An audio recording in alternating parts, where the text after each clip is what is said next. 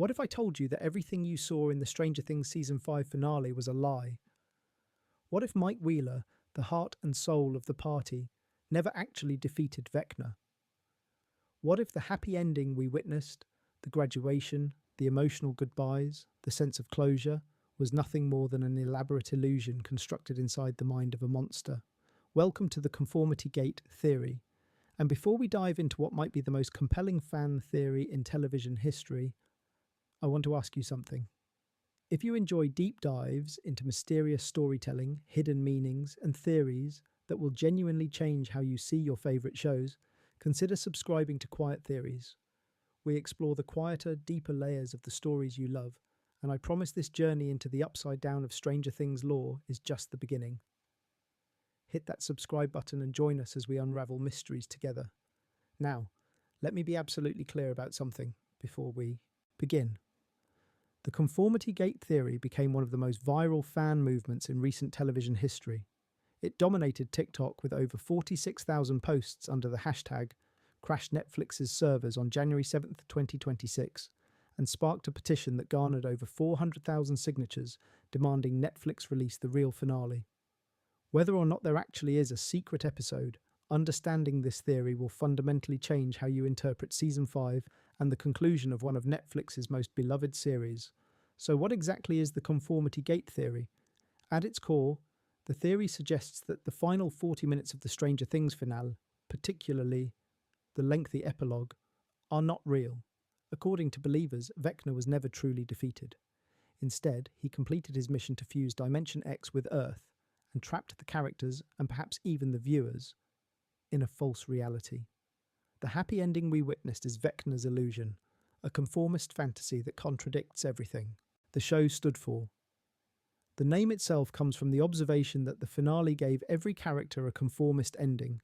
Stranger Things was always about defying conformity and fighting the forces of oppression. 11 escaped a lifetime of torment at the hands of the government and supernatural forces. Will came out and found acceptance. The entire group represented outcasts who refused to fit into the molds society demanded of them. Yet in the finale, according to theory supporters, these same characters walked off into suspiciously conventional, almost too tidy lives that felt wrong for a show built on breaking rules and smashing expectations. Let me take you through the evidence that sparked this phenomenon, piece by piece, and you can decide for yourself whether we witnessed something far more sinister than a simple conclusion to a 9-year saga. The visual inconsistencies in the finale form one of the primary pillars of the Conformity Gate argument. Throughout Stranger Things, details matter. The Duffer Brothers have demonstrated time and again that they are meticulous storytellers who plant seeds seasons in advance. They established this principle clearly within Season 5 itself through Holly Wheeler's exploration of her trapped memories. When Holly was navigating her reconstructed reality inside Vecna's mind, she noticed that the colour of a circle on the roundabout was different from what she remembered. This is how she knew something was wrong. This is how she identified an error in the memory. The show explicitly taught viewers that small visual inconsistencies reveal when a reality is fabricated. With that lesson fresh in viewers' minds, consider what fans discovered in the finale. A voltage dial that appears prominently in earlier episodes was grey, but in the finale that same dial appears red. Television production is an extraordinarily precise endeavour.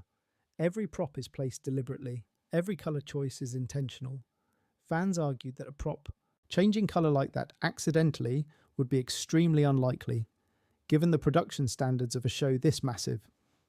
A handle or switch appears to change position between shots in another scene. The basement door in the Wheeler home appears flipped in orientation compared to earlier scenes, despite the meticulous effort that went into recreating that basement to mirror earlier emotional moments. These are not the kinds of details that typically survive multiple rounds of review on a production of this scale, which led supporters to believe they were intentional clues rather than mistakes. The Dungeons & Dragons books became perhaps the most discussed piece of evidence. In the closing moments of the finale, a stack of D&D manuals is shown with partial lettering visible on their spines.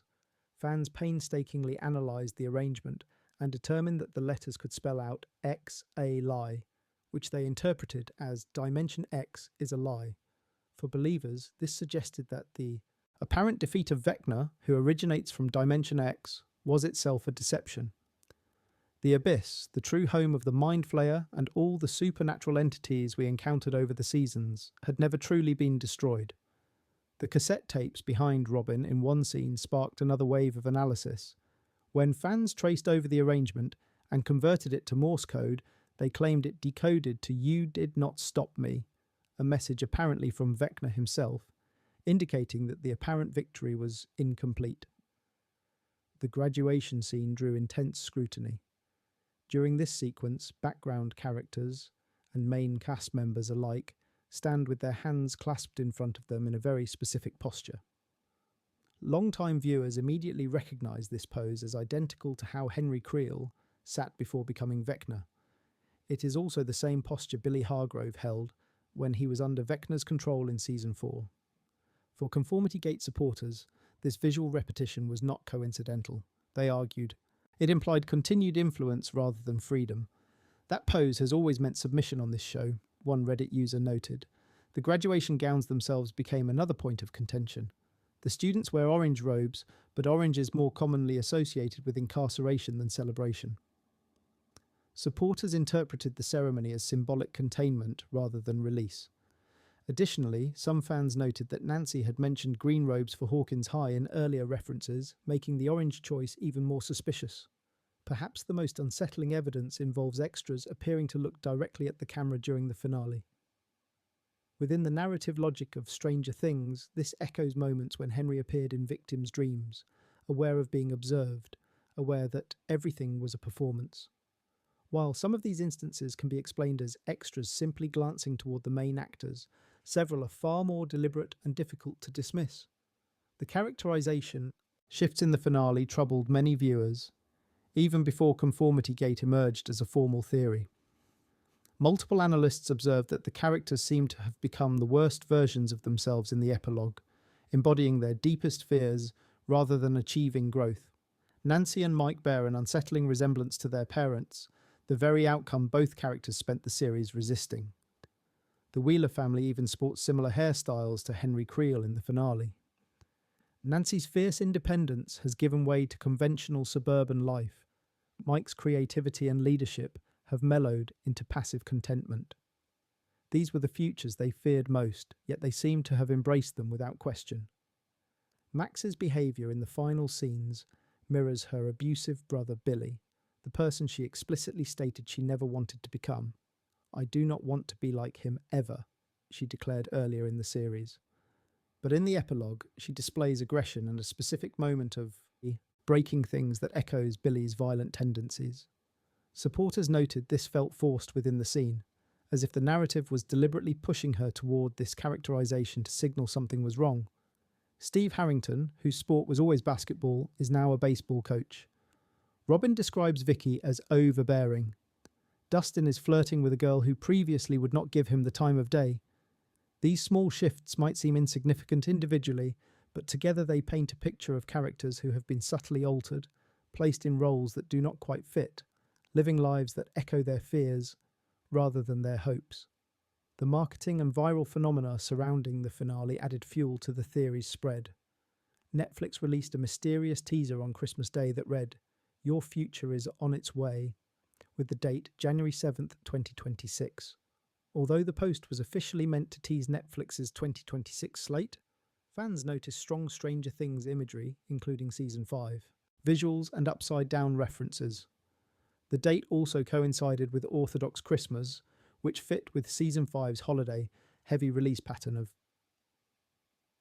Thanksgiving, Christmas, and New Year's Eve. The official Stranger Things TikTok posted a video with the caption, "Thank you for teaching me how to be a friend." Fans discovered that clicking the sound led to another account with the username strangeverse.tv, featuring a post with Morse code that translated to Vecna never dies.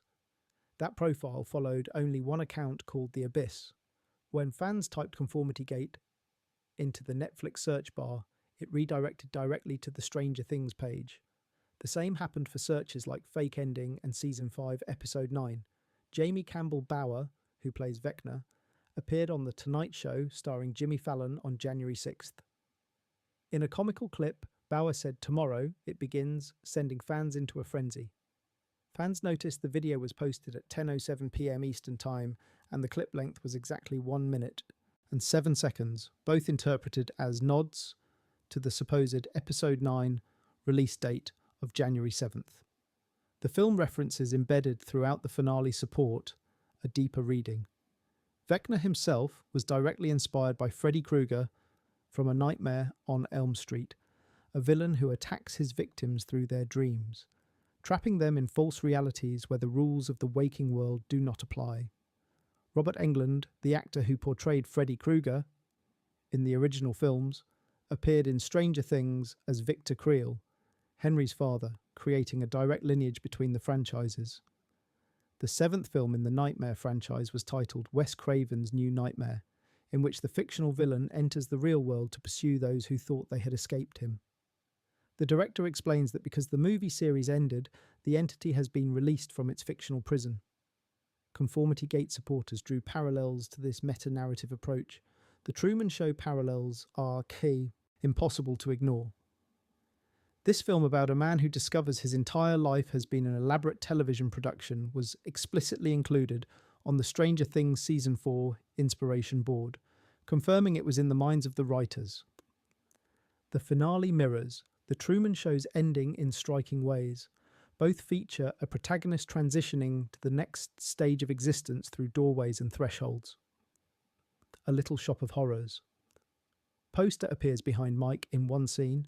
That musical famously has two endings, the happy theatrical conclusion where the protagonists survive, and the original darker ending where they are consumed and evil takes over the world.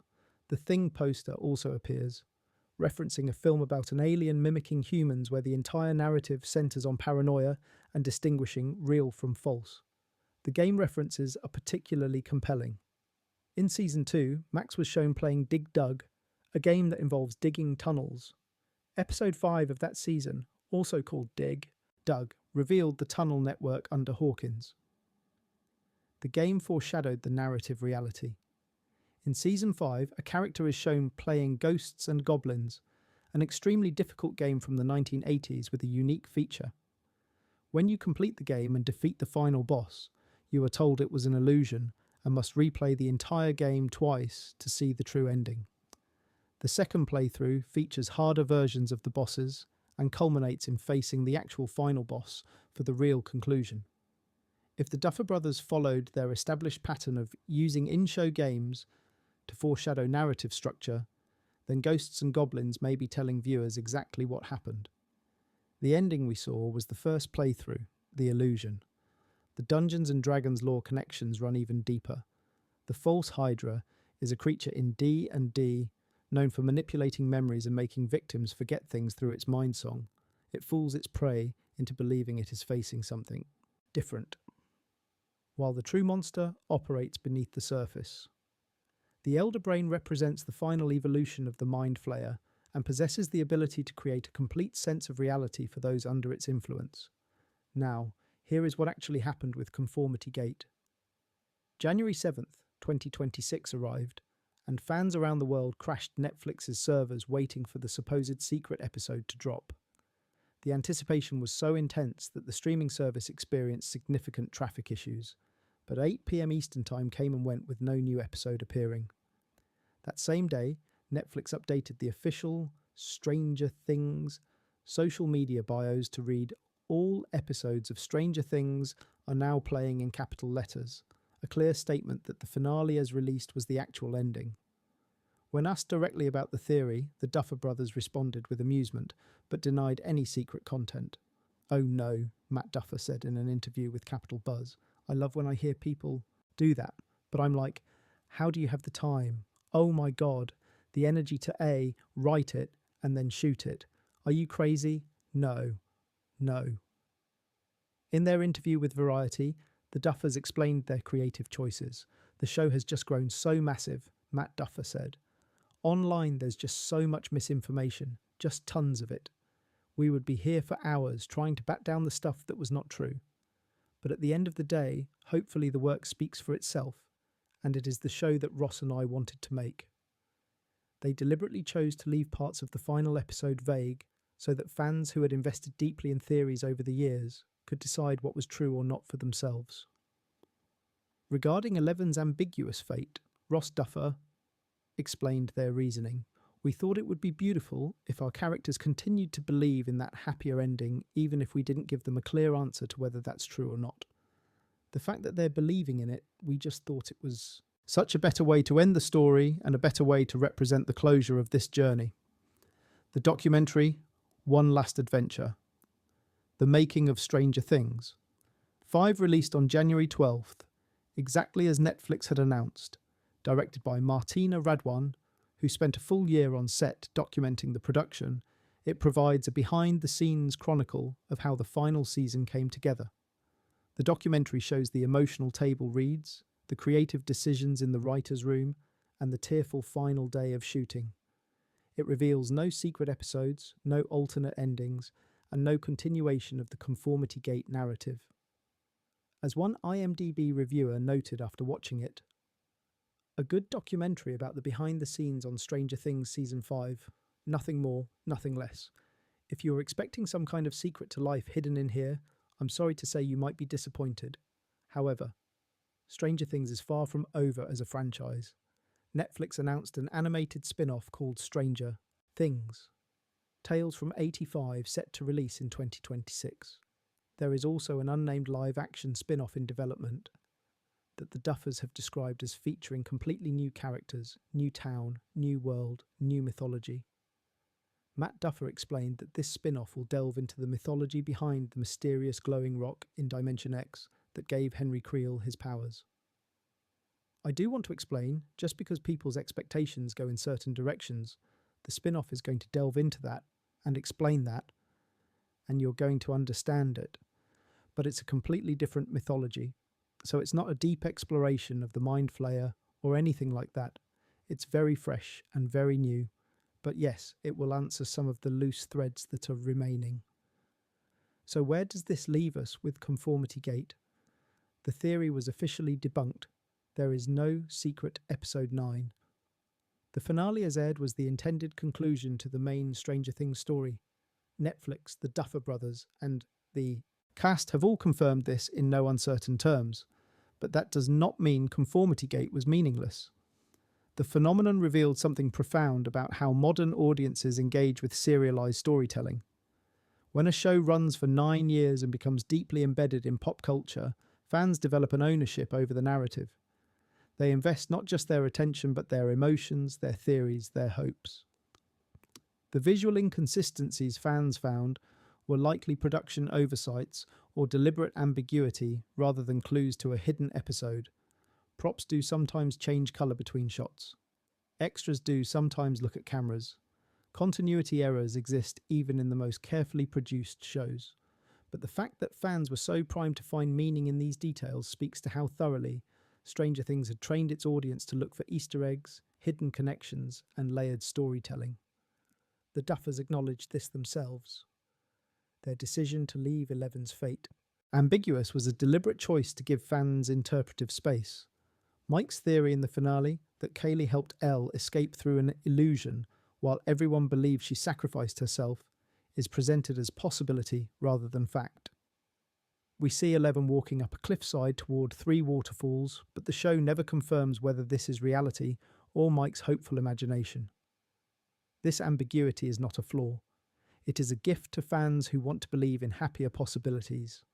It is also, inadvertently, what fed Conformity Gate. When a show leaves deliberate gaps in its narrative, fans will fill them, sometimes in ways the creators never anticipated. What Conformity Gate ultimately demonstrates is the power of collective storytelling in the internet age. Thousands of people collaborated in real time to construct an alternate interpretation of a fictional narrative, finding patterns, decoding supposed messages, and building a counter-mythology to the official ending. Whether the evidence was valid or not, the creativity and engagement were real. Some critics dismiss Conformity Gate as collective psychosis or a coping mechanism for fans who could not accept a disappointing ending. There is probably some truth to that. The finale left many viewers unsatisfied with its ambiguity, its safe character resolutions, and its avoidance of the darker possibilities the season had been building toward. Conformity Gate offered hope for a twistier, more Stranger Things resolution than what we received, but reducing the phenomenon to mere denial ignores its more interesting dimensions. Fans were not just rejecting the ending, they were actively creating an alternative that felt more thematically consistent with what they loved about the show. The conformist ending contradicted everything Stranger Things stood for, so they constructed a theory that reframed that conformity as the villain's final trick. It was collaborative fan fiction dressed up as detective work. The show's rich history of foreshadowing, Easter eggs, and misdirection made this kind of theorizing feel legitimate. The Duffers had spent 9 years training their audience to look for hidden meanings. When the finale seemed to lack the depth fans expected, they went looking for it anyway. For the record, here is what we know actually happened in the finale. The gang executes a complex plan to defeat Vecna and destroy the Upside Down. 11, Carly, and Max enter Vecna's mind while others infiltrate the Abyss. Will uses his connection to the hive mind to freeze Vecna at a crucial moment. 11 impales Vecna on a spire inside the Mind Flayer. Joyce delivers the killing blow, decapitating Vecna with an axe and declaring, "You messed with the wrong family." The bomb detonates, destroying the bridge between dimensions. 11 stays behind, either sacrificing herself to end the cycle of military exploitation or escaping through Carly's illusion. The show deliberately does not confirm which. 18 months later, the characters have graduated and moved on with their lives. Mike shares his theory about 11's survival during a final D&D game, and we see an image of Elle walking toward waterfalls that may or may not be real. That is the ending. It is hopeful but uncertain. It is complete but open to interpretation. It satisfied some viewers and frustrated others, and it spawned one of the most elaborate fan theories in television history. Looking back, Conformity Gate will likely be remembered as a fascinating case study in fan culture, parasocial relationships with fictional narratives, and the blurred lines between canon and community. The theory was wrong about the existence of a secret episode, but it was right about something more fundamental, that endings matter, that audiences invest deeply in the stories they love, and that when those stories conclude in unexpected ways, the conversation continues long after the credits roll. The Duffer Brothers said they wanted their ending to represent the journey from childhood to adulthood, with all its ambiguity and uncertainty. Perhaps Conformity Gate, in its own way, represents that same transition. The desperate search for a hidden truth that would restore certainty, followed by the eventual acceptance that some questions do not have definitive answers. Stranger Things is over. The main story has been told, but as Conformity Gate proved, the conversation about what it all meant is just beginning. So what do you think? Were the visual inconsistencies deliberate clues that the Duffers simply chose not to follow through on?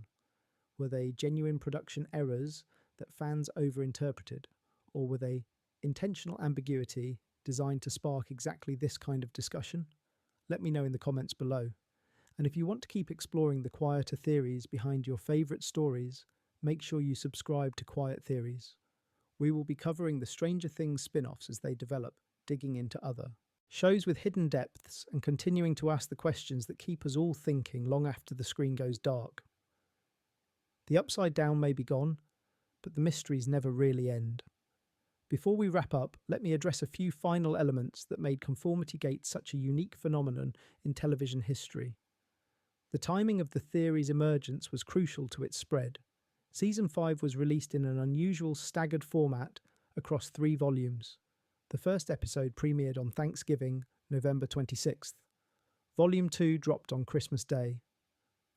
The finale arrived on New Year's Eve, December 31st, with the additional theatrical release allowing fans to experience the conclusion on the big screen. This holiday-aligned release pattern created a sense of event television that kept fans engaged and discussing the show throughout the entire holiday season. When the finale left viewers with an ambiguous ending regarding Eleven's fate, the conversation did not end, it intensified. Within hours of the finale dropping, fans were already dissecting frames, comparing prop colours, and constructing the foundation of what would become Conformity Gate. The theory spread from Reddit to TikTok to Twitter to mainstream news coverage within days. The theatrical release added another layer to the phenomenon. Fans who purchased tickets received vouchers rather than traditional tickets, which some theorists interpreted as a deliberate legal distinction to allow for a different true ending to be shown at a later date. In retrospect, this was likely just standard theatrical booking procedure, but at the height of Conformity Gate fever, every detail became potential evidence. The January 7th date took on almost mythical significance. Orthodox Christmas, the holiday pattern, the mysterious Netflix teaser, the 107 clock in the Mr. Clark video, the timing of Jamie Campbell Bower's Tonight Show appearance, all of it seemed to converge on this single date. When 8 p.m. Eastern Time arrived and nothing happened, Netflix's servers crashed anyway from the sheer volume of fans refreshing the page and hoping for a miracle. The aftermath was a mixture of disappointment and acceptance. Some fans moved on quickly, acknowledging that the theory had been a fun collective experience even if it proved incorrect. Others continued searching for meaning in the documentary release on January 12th, hoping that one last adventure might contain hidden clues or revelations. When it proved to be exactly what Netflix advertised, a straightforward behind-the-scenes documentary, most remaining holdouts finally accepted that Stranger Things had truly concluded. What made Conformity Gate different from typical fan theories was its collaborative, almost investigative nature. This was not one person speculating about what might happen. This was thousands of fans working together in real time, sharing screenshots, decoding potential Morse code, analysing character postures, and building a comprehensive, alternative narrative. The theory had its own vocabulary, its own evidence documents, its own timeline of supposed revelations. Social media platforms amplified this collaborative theorizing in ways that would not have been possible even a decade ago. TikTok's algorithm in particular pushed Conformity Gate content to millions of viewers who might never have sought it out on their own. Short, compelling videos presenting evidence and asking viewers to decide for themselves proved irresistible to the algorithm. The hashtag ConformityGate accumulated tens of thousands of posts within days. The mainstream media coverage further legitimized the phenomenon. When outlets like The Guardian, Variety, and Rolling Stone wrote about Conformity Gate, it stopped being just a fan theory and became a news story. The question shifted from is this true to why are so many people convinced this is true? Cultural commentators analysed what the theory revealed about modern fandom, parasocial relationships, and the psychology of endings. Some observers noted parallels to previous fan movements around ambiguous or unsatisfying endings. The Game of Thrones finale sparked similar outcry, though that discontent manifested more as straightforward criticism than elaborate alternate theories. The How I Met Your Mother finale generated petitions for a do-over ending, which the creators eventually provided as an alternate cut on the DVD release. Lost's ending divided fans so severely that debates continue to this day about what actually happened. But Conformity Gate was different in its specificity and its optimism. Fans were not just complaining about an ending they disliked, they were constructing an elaborate framework suggesting that the ending they saw was intentionally fake and that something better was coming.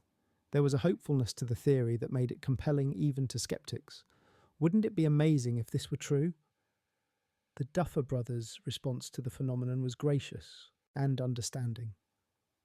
Rather than dismissing fans as delusional or criticising the theory as an insult to their creative vision, they expressed appreciation for the engagement while gently confirming that no secret episode existed. Their explanation about intentional ambiguity acknowledged that fans had legitimate questions while making clear that the answers would not be coming in the form of additional content. This measured response likely helped prevent the kind of toxic fallout that sometimes follows when fan theories are definitively debunked. By framing the ambiguity as a feature rather than a bug, the Duffers gave fans permission to continue believing what they wanted about Eleven's fate without feeling foolish for having hoped for more. The legacy of Conformity Gate extends beyond Stranger Things itself. Future showrunners and writers will likely study this phenomenon when crafting their own series finales. The lesson is not necessarily to avoid ambiguity or to over-explain every detail. Rather, it is to understand that in the age of social media and collaborative theorizing, any gaps in narrative will be filled by fans, sometimes in wildly unexpected ways. The visual language of television has changed as a result of decades of Easter egg culture. When Breaking Bad included a teddy bear eye as a recurring motif, fans learned to pay attention to such details. When Marvel films buried post-credit scenes and interconnected references, audiences became detectives. Stranger Things itself trained viewers to look for connections across seasons, to remember details from years earlier, to trust that the creators were playing a long game. Conformity Gate was, in some sense, the logical conclusion of this training. Fans applied every interpretive tool they had developed over years of engaged viewing. That the tools pointed toward a conclusion that turned out to be incorrect does not mean the fans were wrong to use them. It means the show's visual language had become so rich with potential meaning that fans could construct coherent alternative readings from the raw material available. Whether the specific elements cited by Conformity Gate supporters were genuine errors, deliberate red herrings, or simply coincidental patterns in complex footage may never be definitively settled. The Duffers have confirmed there is no secret episode, but they have not addressed every specific piece of evidence the theory cited. The red dial, the flipped door, the D&D book arrangement, the graduation postures, all of these remain either unexplained details or intentionally ambiguous elements, depending on how you choose to interpret them. And perhaps that is the most fitting conclusion to this story. Stranger Things was always a show about the power of belief, about children who trusted in impossible things and made them real through sheer determination. The party defeated interdimensional monsters because they refused to accept that the battle was hopeless. Eleven escaped her captivity because she believed she could. Will survived the Upside Down because his friends and family never stopped believing he was alive. Conformity Gate was fans applying that same logic to the show itself. If we believe hard enough in another episode, if we find enough evidence, if we stay vigilant and refuse to accept the obvious answer, maybe we can make it real. The theory failed, but the impulse behind it was pure Stranger Things. It was friends working together against impossible odds, refusing to give up hope. In the end, the Stranger Things finale asked viewers to choose between two interpretations. Mike's hopeful theory that Eleven survived through Kaylee's illusion, or the darker reading that she sacrificed herself to protect the people she loved. Neither is confirmed. Both remain possible. The show ends not with certainty but with faith. Conformity Gate asked viewers to make a similar choice about the show itself.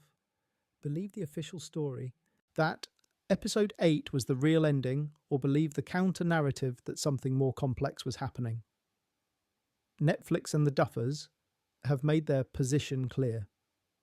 But for the fans who spent weeks dissecting every frame, decoding every message, and hoping for one more adventure, the question may never be fully settled. That is okay. Stories do not belong only to their creators. They belong to everyone who engages with them, thinks about them, and finds meaning in them. Conformity Gate may have been wrong about the existence of a secret episode, but it was right about the power of storytelling, to inspire collective imagination, to bring people together around shared mysteries, and to keep us thinking long after the screen goes dark. Thank you for joining me on this deep dive into one of television's most fascinating recent phenomena. If you enjoyed exploring these hidden layers and want to see more analysis like this, make sure you are subscribed to Quiet Theories and have notifications turned on. We will be covering the Stranger Things spin-offs as they develop and continuing to explore the quieter mysteries in the stories we all love. Until then, stay curious, question everything, and remember that in the world of Stranger Things and beyond, the conversation never really ends. Not as long as there are fans willing to look deeper. I will see you in the next one.